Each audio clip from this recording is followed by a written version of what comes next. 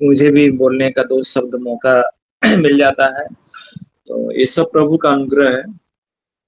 और जो अभी प्रतिज्ञा का वचन पढ़ा गया है कि फल, हमारे अंदर वो फल होना चाहिए। तो और होना भी चाहिए और दिखाई भी देना चाहिए। अगर कोई भी वृक्ष है तो उसके फल से ही पहचाना जाता है कि कौन सा फल है। तो हम लोग भी परमेश्वर के लगाए हुए एक वृक्ष के समान हैं। तो हम लोग भी अपने जीवन को देखेंगे कि हमारे अंदर भी कौन सा फल लग रहा है, हमारे अंदर कौन सा गुण है, क्या है। और अगर नहीं फल लग रहा है तो उसके लिए भी हमें उपाय है, प्रभु ने दया किया है कि वो भी फल लग सके। तो हम लोग वचन को जाएंगे, कुछ सीखेंगे वचन को हम लोग। और हम लोग देखेंगे यशायाह की किताब, उसका यशायाह नबी की किताब, उसका 1 अध्याय और 16 पद को हम लोग पढ़ेंगे।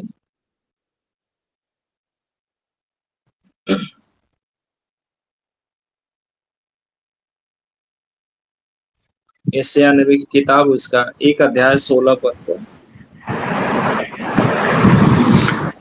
अपने को पढ़िए पढ़िए भैया पढ़िए।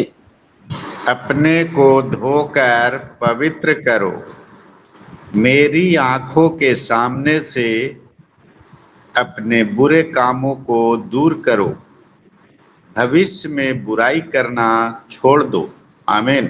आमीन आमीन। थैंक यू पास्टर जी पढ़ने के लिए। प्रभु आपको ब्लेस करे, आशीष दे। आइए प्रार्थना करेंगे। Praise the Lord, praise the Lord, praise the Lord. हमारे जीवित उद्धारकर्ता स्वामी, हम तेरा धन्यवाद देते हैं परमेश्वर। अपने आप को धो करके शुद्ध और पवित्र करते हैं मेरे परमेश्वर पिता। हमारे अंदर प्रभु जी अभी तक फल नहीं है प्रभु, तो लगने पाए मेरे प्रभु जी।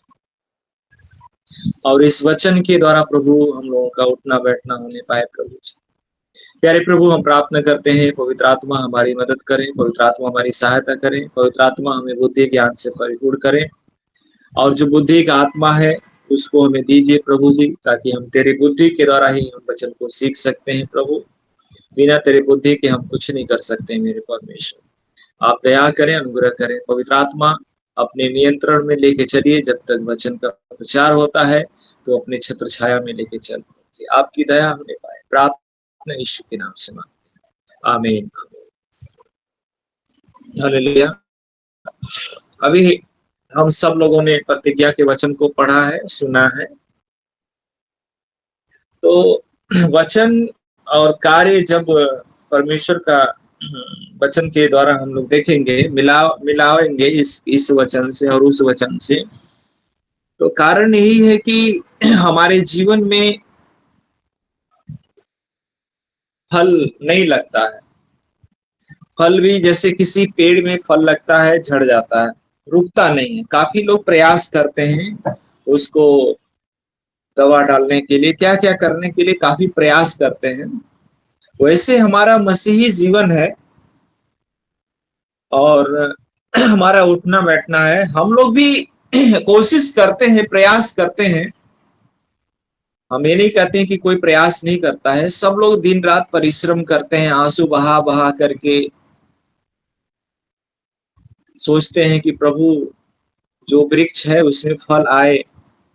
लेकिन फल के समय फूल तो आता है, सब कुछ दिखाई देता है, एक आशा भी होती है इस वर्ष जो है कि फल लगेगा, लेकिन झड़ जाता है, वो फल गिर जाता है और हम लोग निराश हो जाते हैं।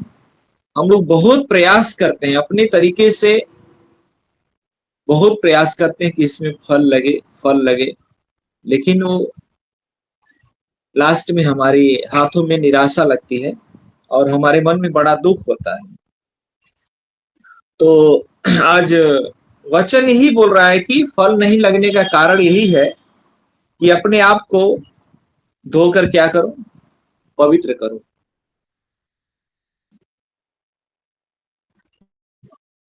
मेरी आंखों के सामने से अपने बुरे कामों को दूर करो, भविष्य में बुराई करना छोड़ दो। ये 3 बातें हैं जो आज हम लोग सीख रहे हैं।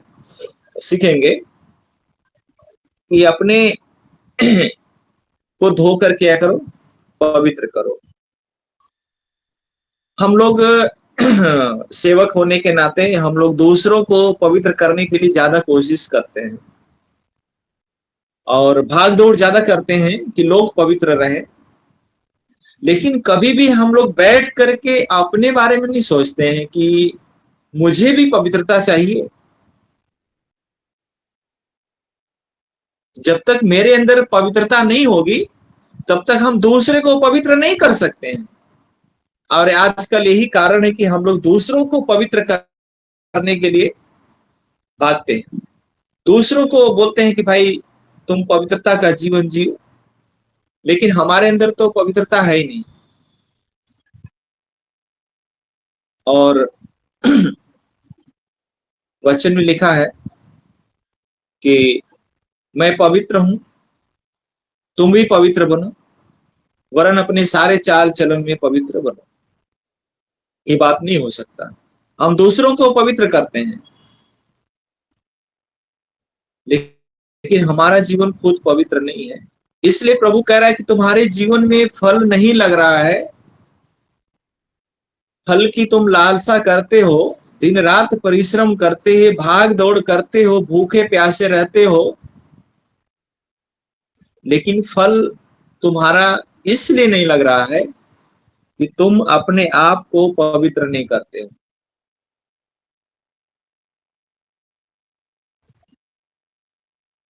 जब मूसा की व्यवस्था के बारे में देखेंगे तो मूसा इस्राएलियों को निकाल रहा था तो उन लोगों से कहा कि तुम लोग अपने आप को पवित्र करना, तब परमेश्वर तुम्हारे बीच में आश्चर्य कर्म करेगा। लेकिन कुछ लोगों ने पवित्र किया अपने आप को, कुछ लोग अपवित्रता में चले गए और उनका जीवन वहीं पे समाप्त हो गया। तो आज परमेश्वर का वचन हम लोगों को यही सिखा रहा है कि पहले हम अपने आप को पवित्र करें। मेरे प्रियो, हम दूसरों के घरों में जा करके बहुत प्यार से बैठ करके बात करते हैं। बाप बेटे में लड़ाई है, सास बहू में लड़ाई है, भाई बहन में लड़ाई है। उनके घरों में जा करके हम लोग परमेश्वर के वचन को सिखाते हैं, एक दूसरे से प्रेम रखो, एक दूसरे से मेल मिलाप रखो। जब हम अपने घर में आते हैं तो मेरी पत्नी से मेरी लड़ाई है, मेरा बेटा से मुझसे बातचीत नहीं है, मेरी बेटी से मुझसे बातचीत नहीं है, मैं पड़ोसियों को देखना नहीं चाहता हूं। तो क्या ये हो सकता है कि परमेश्वर हमारे जीवन में काम करेगा? कैसे उम्मीद करेंगे कि फल लगेगा? हम कैसे उम्मीद कर सकते हैं कि हम जो है कि फल का आशा रखते हैं? कैसे फलवंत हो सकते हैं? नहीं हो सकते। प्रभु का वचन बोला पहले अपने आप को पवित्र करो।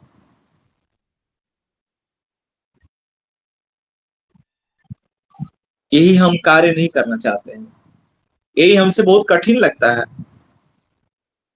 बहुत कठिन लगता है। हम पवित्र नहीं होना चाहते हैं, दूसरों को पवित्र करना चाहते हैं, यही कारण है कि फल नहीं लगता है।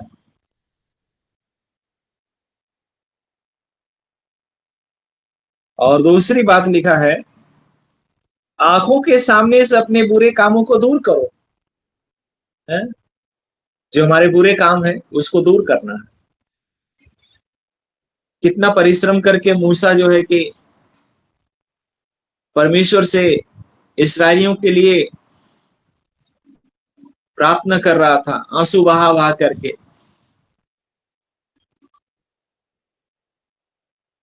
इधर इस्राएली लोग जो है कि अपने आंखों के सामने परमेश्वर के सारे कार्यों को देखते हुए बुरा कर रहे थे।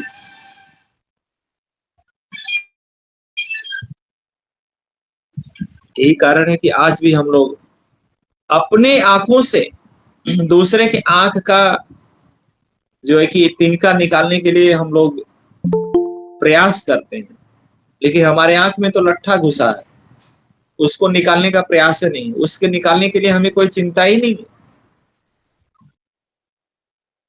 हम अपने आंखों के, हम लोग जानते हैं कि ये पाप है, हम लोग जानते हैं कि ये बुराई है, लेकिन हम अपने आंखों से देखते हुए उसको करते हैं, उस कार्य को हम लोग करते हैं,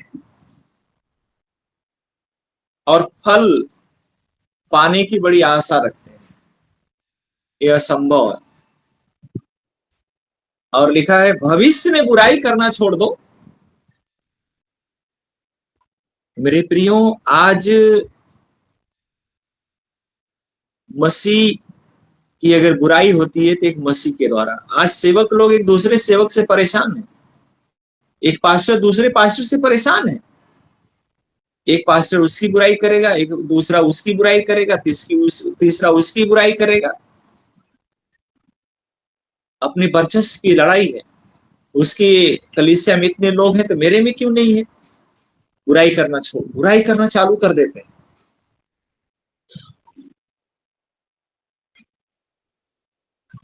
बहुत से ऐसे लोग हैं, लेकिन प्रभु बोल रहा है, परमेश्वर का वचन बोला कि भविष्य में, मतलब आज तुमने बुराई किया है, उसको छोड़ दिया है, तो फिर भविष्य में भी बुराई मत करना।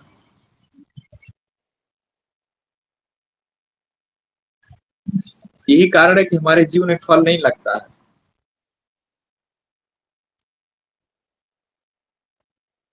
बहुत खुश होते हैं, बहुत आनंदित होते हैं, वाह, जैसे आम का सीजन आता है, उसका बौर लगता है, उसका फूल लगता है, लीची में फूल लगता है। हम बहुत प्रयास करते हैं, लेकिन लास्ट में पता चला कि सब झड़ गया। उसके जड़ के नीचे पानी डालते हैं, क्या क्या करते हैं, दवा भी छिड़कते हैं, सब कुछ करते हैं, लेकिन झड़ गया। निराश हो जाते हैं। बहुत लोग उसके भरोसे बागवान लगाते हैं, बागीचा लगाते हैं, 10-20 पेड़ होगा, उसके चलते वो लोग एक दूसरे से पैसा भी ले लेते हैं कि हमारा फल जो है कि लगने वाला है, उसको बेचेंगे, या एडवांस किसी को बेच देते हैं, पैसा ले लेते हैं, लेकिन बाद में पता चला सब झड़ गया।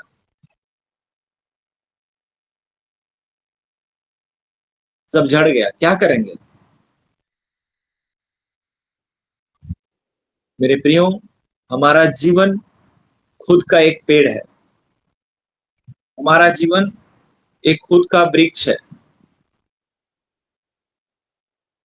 उसको बढ़ाने वाला प्रभु यीशु मसीह है, पवित्र आत्मा है। हमारे पेड़ में, हमारे जड़ में कीड़े लगे हैं, हमारे पेड़ में असाध्य रोग लगे हैं, हम फलवंत नहीं हो पाएंगे।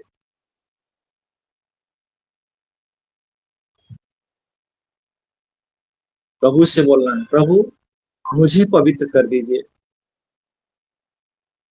मुझे पवित्र कर दीजिए परमेश्वर।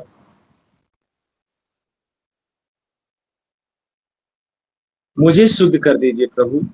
मेरी आंखों के जितने पाप हैं प्रभु, जितनी बुराइयां मेरे आंखों के सामने दिखाई दे रही है प्रभु, दूर कर दीजिए। मैं वायदा करता हूं प्रभु, प्रतिज्ञा करता हूं प्रभु, भविष्य में कभी बुराई नहीं करूंगा।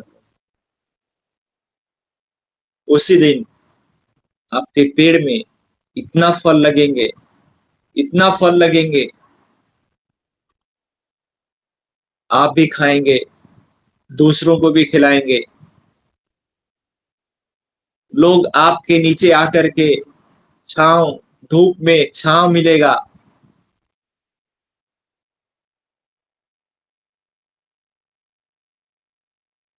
पतरस पूरी रात मछली मारते रहा, नहीं मिला उसको, अपने तरीके से, लेकिन जब वो अपने जाल को सुधारा, उसका जाल फटा हुआ था, जाल को जब सुधार लिया, यीशु मसीह ने कहा इधर डालो। जब डाला, बहुत सारी मछलियां आई,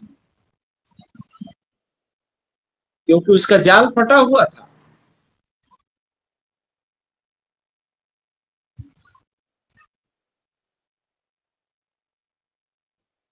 तो इसी तरह से हमें भी अपने आप को सुधारने की जरूरत है। मेरे प्रियो,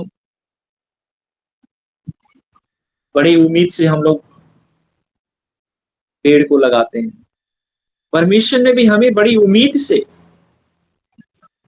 बड़ी आशा भरी दृष्टि से हमारा चुनाव किया है, हमें नाम लेकर के बुलाया है कि इस व्यक्ति के अंदर फल लगेगा। लेकिन हमने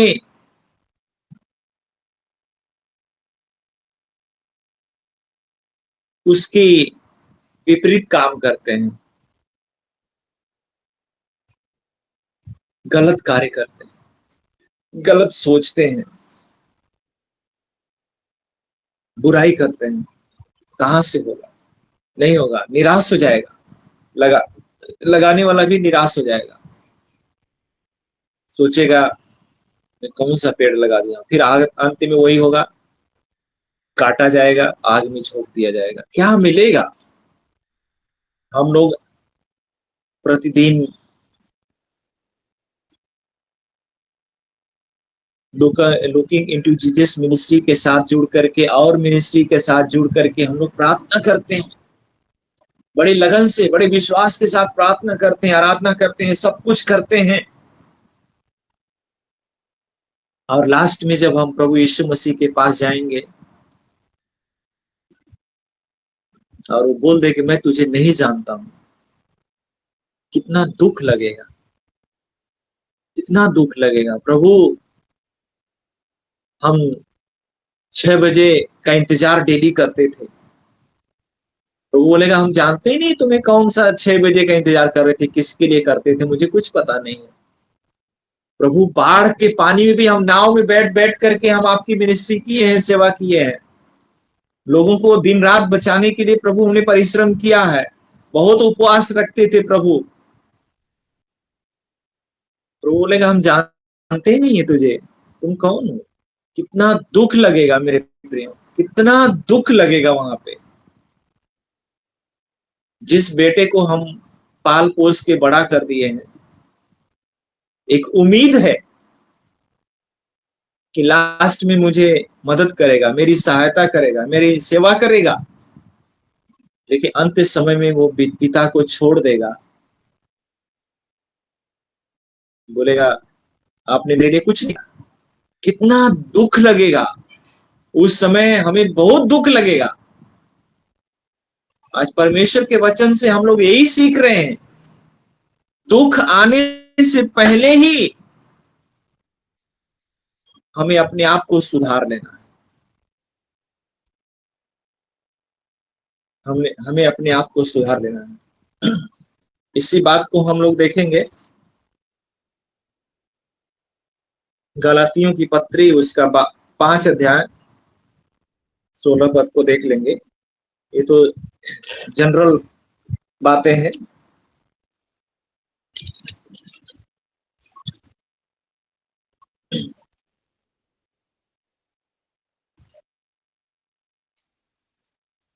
गलतियों की पत्री 5 अध्याय 16 वचन को पढ़ेंगे। पर मैं कहता हूँ आत्मा के अनुसार चलो, तो तू शरीर की लालसा किसी रीति से पूरी ना हो करोगे। आमीन। कितना अच्छा वचन लिखा है ना, पौलुस लिख रहा है, गलातियों की कलीसिया को लिख रहा है। वो जानता था कि ये लोग शरीर के अनुसार काम करते हैं, शरीर के अनुसार चलते हैं। उनको समझा रहा है कि मैं कहता हूं, वहां पे लिखा है कि मैं, वहां पे ऑर्डर दे रहा, आदेश दे रहा है। यहाँ पे यीशु मसीह स्वयं, यहाँ पे हम लोग यीशु मसीह को रखेंगे कि यीशु मसीह कहता है आत्मा के अनुसार चलो, तो तुम शरीर की लालसा किसी रीत से पूरी ना करोगे।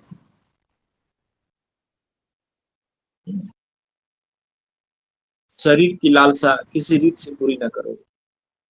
यीशु मसीह हमको कह रहा है, मुझे कह रहा है,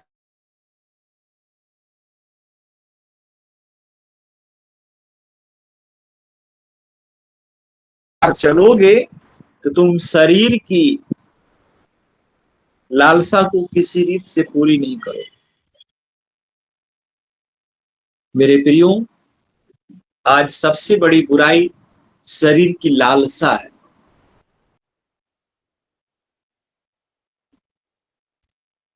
शरीर की लालसा जैसे होती हम उधर भागते हैं। यही कारण है कि हम असफल हो जाते हैं।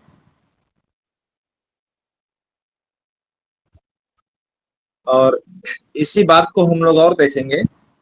शरीर के काम तो बहुत जान ही रहे हैं, सब लोगों की मुंह ज़बानी याद है, क्योंकि हम लोग काफी, आप लोग अनुभवी हैं, सब लोग बहुत पढ़े लिखे हैं, तो सब लोग जानते ही हैं।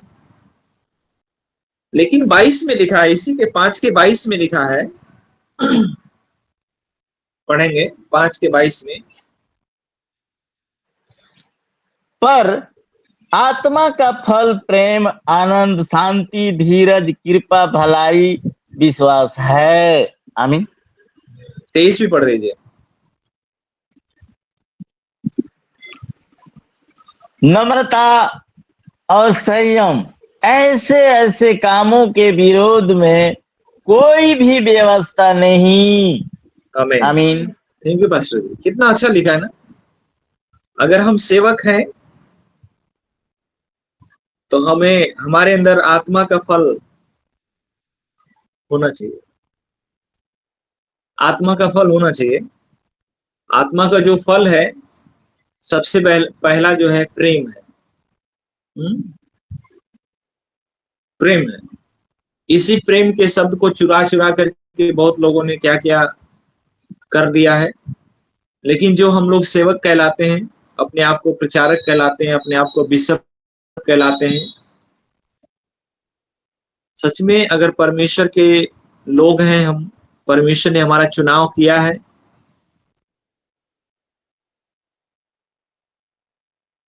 दाऊद के समान अगर अभिषेक किया है, तो हमारे अंदर आत्मा का फल प्रेम होना चाहिए। और यही प्रेम लोगों के अंदर से दूर चला गया है। प्रेम ही नहीं है, घर में प्रेम नहीं है, कलीसिया में प्रेम नहीं है, पति पत्नी में प्रेम नहीं है। और लालसा रखेंगे बड़ा फल लगे, कहां पे होगा? पति पत्नी में प्रेम नहीं है, जो कि हम लोग शादी के समय प्रतिज्ञा करते हैं, सुख में, दुख में, बीमारी में, गरीबी में, हर समय प्यार करूंगा, और जब तक मृत्यु अलग न करे तब तक हम दूसरे से बने रहेंगे। प्रतिज्ञा कहाँ चली जाती है? मैं देखा हूं, मैं नहीं कहता कि मेरे और मेरी पत्नी के बीच में कुछ नहीं, जरूर होता है, लेकिन कुछ समय के लिए होता है।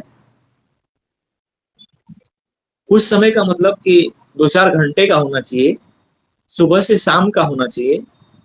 ऐसा दूरी मत बनाइए कि कई साल का हो जाए।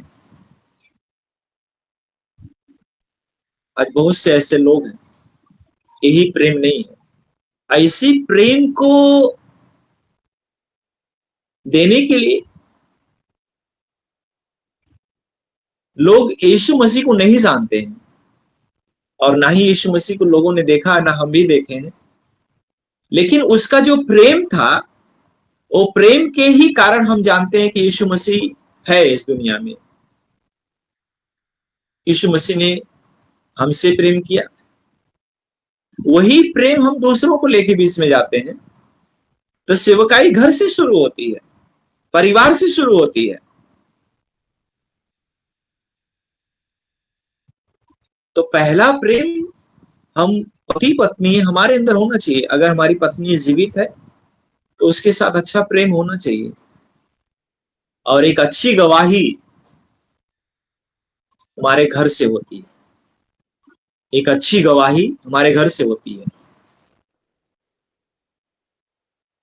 और महिलाएं जो है, अगर उनका पति उनसे प्रेम करता है हर चीज से, शारीरिक प्रेम ही नहीं, हर एक चीज से प्रेम करता है, अपनी पति की अन्य पत्नियों में वो इसकी बड़ाई करती हैं, ये गवाही होती है। और बहुत सी महिलाएं क्या होती हैं, मेरा पति मुझसे बात नहीं करता है, लड़ाई करता है, झगड़ा करता है, वो भी एक गवाही है। और एक गवाही ये है कि मेरा पति मुझसे बहुत प्रेम करता है, मेरी हर एक जरूरत को पूरा करता है, वो भी एक गवाही है। हम किस तरह से गवाह बन रहे हैं?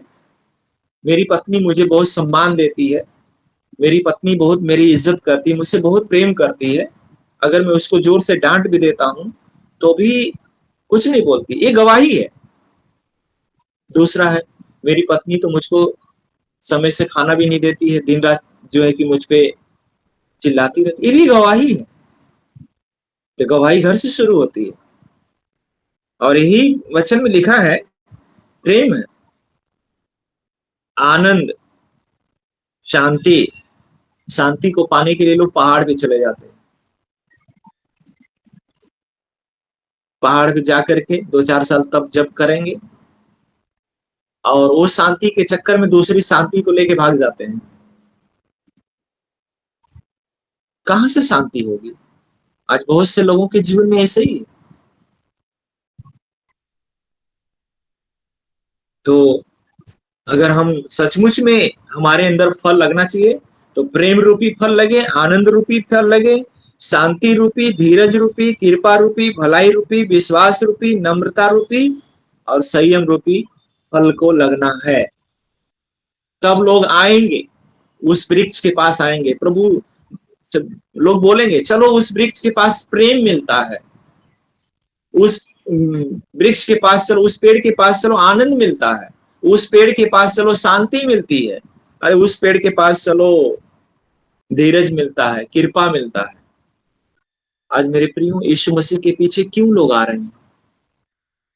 संसार में इतना विरोध हो रहा है, हमारे आस पड़ोस में विरोध हो रहा है, हम आज कलीसिया चलाने जा रहे हैं, सुरक्षित चला पाएंगे कि नहीं पाएंगे गारंटी नहीं, लेकिन उसके बाद भी लोग उस पेड़ के नीचे आ रहे हैं, क्योंकि उस पेड़ में प्रेम का फल है, क्योंकि उस पेड़ में जो है कि धीरज का फल है, शांति का फल है, आनंद का फल है, इसलिए लोग आ रहे हैं। कितना विरोध होने के बाद भी उस पेड़ के नीचे लोग आ रहे हैं, क्योंकि उनको वो चीज मिल रहा है, इसलिए लोग आ रहे हैं। है? जिस तरह से लोग यीशु मसीह को खोज रहे हैं, उसी तरह से हमको और आपको लोगों को खोजना चाहिए कि फला पास्टर कहाँ गया, वो बहुत अच्छा है, उसके अंदर प्रेम है, उसके अंदर सब कुछ है। लोग खोजेंगे, लोग खोज करके आएंगे, एक गवाही होगी। आज लोग यीशु मसीह को खोज रहे हैं, वैसे हमको और आपको खोजेंगे, फला व्यक्ति कहाँ गया, बहुत अच्छा व्यक्ति है। तो इस काम को परमेश्वर ने हम लोगों को दिया है, हमारे ऊपर एक जिम्मेदारी है। अगर अभी भी हम लोग इस चीज से दूर हैं, तो प्रभु ने कहा है कि अपने आप को पवित्र कर लो, अपनी आंखों से बुराइयों को दूर करो, निकट भविष्य में बुराई करना छोड़ दो, तब ये सब फल लगेंगे, आपको खोजते आएंगे, आपको लोग खोजते हुए आएंगे, आपको लोगों के पास जाने की जरूरत नहीं पड़ेगी। आप एक व्यक्ति को बता दिए हैं यीशु मसीह के बारे में, वो व्यक्ति पूरा लोगों को बता डालेगा और वो सबको लेकर के आएगा।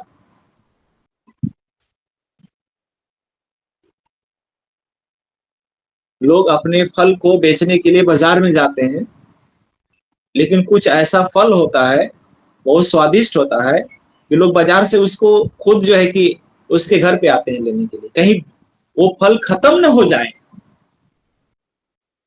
उसे आपको लोग ढूंढते हुए आएंगे।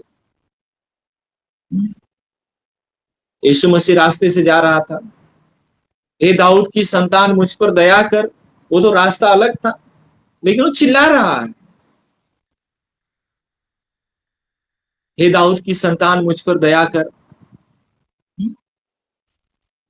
भीड़ चल रही है, बीमार स्त्री है, हम तो वहां तक नहीं पहुंच पाएंगे, लेकिन उसके कपड़े को छू लेंगे तभी चंगा हो जाएंगे। यीशु मसीह बुलाया नहीं उसको, तुम आओ, बीमार हो, 12 वर्ष की बीमार हो, मैं तुमको प्रार्थना करूंगा, तुम ठीक हो जाओगी। वो अंधे से नहीं बोला कि तुम चिल्लाओ, हे दाऊद की संतान, लेकिन उसके अंदर प्रेम था, परमेश्वर का प्रेम था। और वो प्रेम क्या होता था? उमड़ता था। जैसे पानी हम बॉयल करते हैं, उमड़ता है, वैसे ही प्रेम उमड़ता था। लोग आते थे यीशु मसीह के पास में, संदेश को सुनते थे, उसके प्रेम के बारे में जानते थे, कैसा प्रेम करने वाला है। आज हमारा नाम सुन करके लोग चर्च आना ही बंद कर देंगे। वो आएगा, वो प्रचार करेगा, उसका प्रचार हमें सुनना ही नहीं है। अगर वो व्यक्ति आपके घर आएगा प्रार्थना करने, तब आपके घर आएंगे ही नहीं। कितना दुख भरी बात है ना। लेकिन कुछ लोग होता है, अरे वो व्यक्ति अगर आपके घर आए तो मुझे जरूर बताना। जब वो व्यक्ति किसी दूसरे व्यक्ति के घर जाता प्रार्थना करने, लोग भीड़ लगा लेते हैं, सुनने के लिए भीड़ लगा लेते हैं।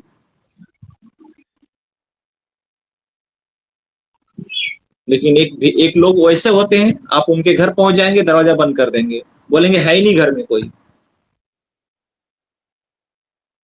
तो हम परमेश्वर के प्रेम को इतना ज्यादा अपने अंदर रखे हैं, वो लोगों के कहने से नहीं प्रकट होगा, हमारे अंदर से दिखाई देता है।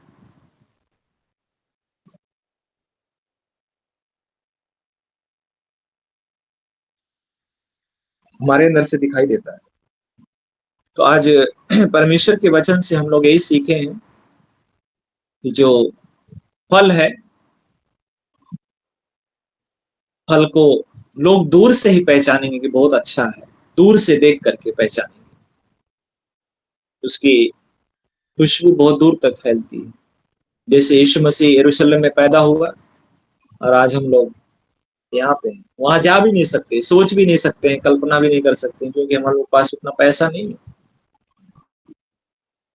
लेकिन उसकी खुशबू हमारे तक पहुंची है।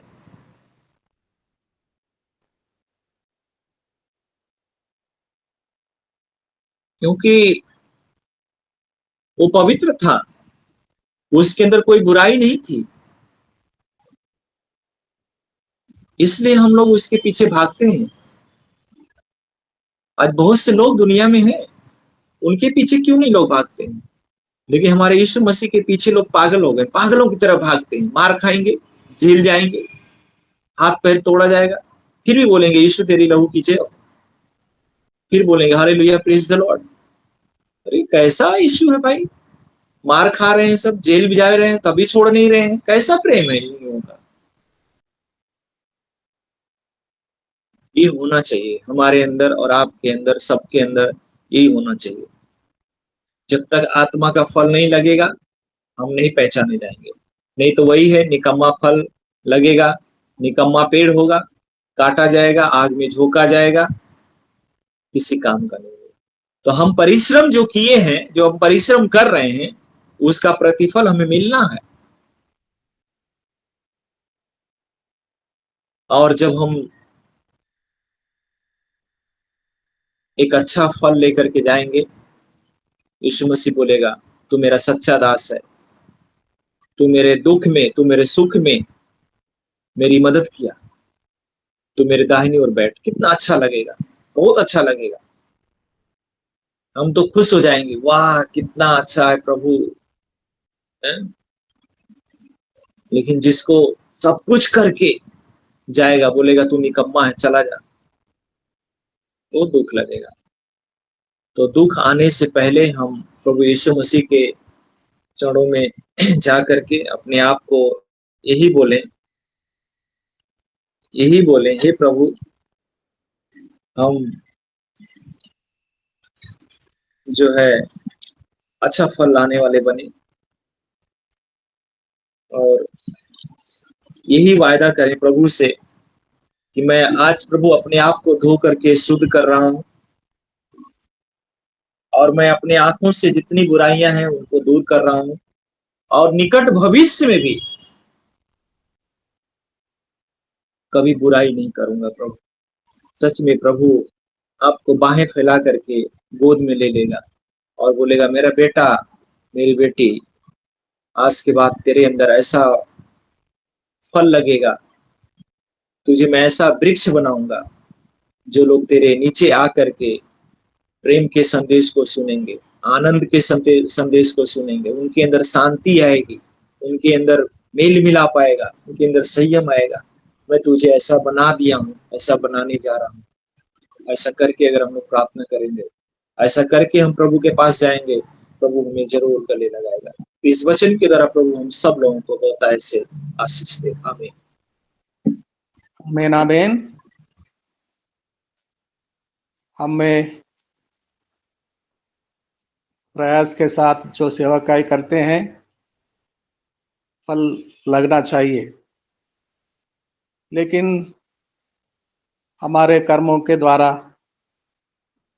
हमारे में खुद में ऐसा काम पाए जाते हैं जो भविष्य में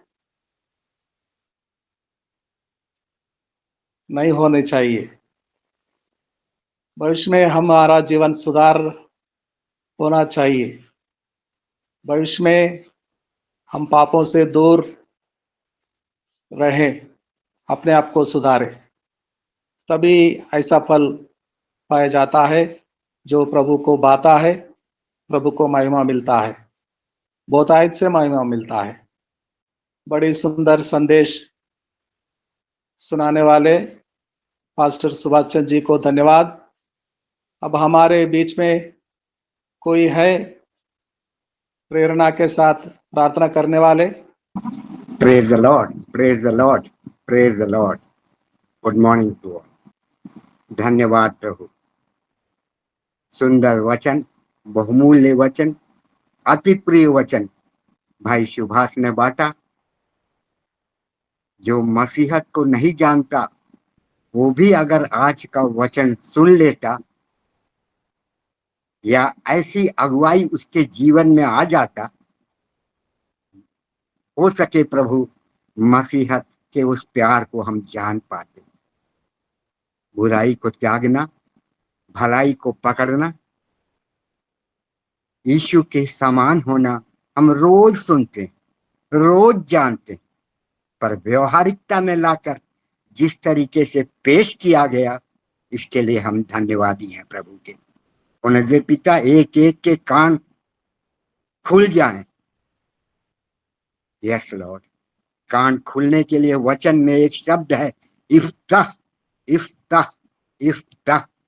उन्हें दे पिता, ये इफ्ताह कार कर और मसीहत में यीशु के चेले होने के लिए उस पवित्रता को हमारे जीवन में डाल दे।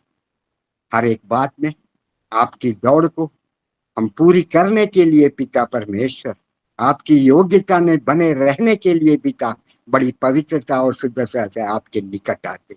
एक एक को पिता क्षमा प्रार्थी होने का ये जो समय आपने दिया है, ये जो दर्शन का जीवन दिया है पिता, उन्हें दे पिता ये बड़ी परिपक्वता के साथ पूर्ण होने पाए। आशीषित जीवन के लिए धन्यवाद। आज के पवित्र दिन के लिए धन्यवाद। धन्यवाद प्रभु, अनुग्रहित रखिए। आगे के समय को आपके हाथ में देते हुए प्रार्थना को प्यारे प्रभु यीशु मसीह के नाम से मांगते। आमीन, आमीन, आमीन, आमीन। प्रार्थना करने के लिए साजन कोशी सर को धन्यवाद। अब समय है ज्योति हरि के द्वारा सुनेंगे, वोट ऑफ थैंक्स को सुनेंगे। ज्योति हरि। जी सर, सभी को जय मसीह। धन्यवाद देते विश्वनाथ प्रसाद सर को सुंदर सा पहला प्रार्थना के लिए धन्यवाद देते। जिन्होंने भी भजन गाया उनको भी धन्यवाद देते हैं, और वचनों को पढ़े जाने के लिए धन्यवाद देते हैं मदन कुमार सर को, हेम